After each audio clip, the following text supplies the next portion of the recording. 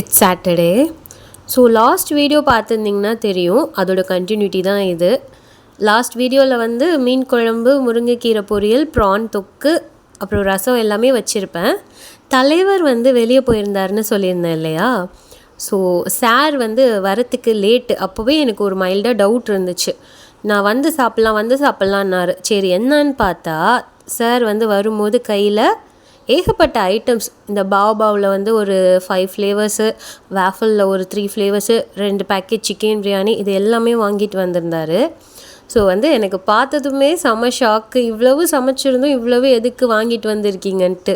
வர இவன் அன்பு தொல்லை என்னால் தாங்கிக்கவே முடியல. அந்த அளவுக்கு டார்ச்சர் பண்ணுறான்.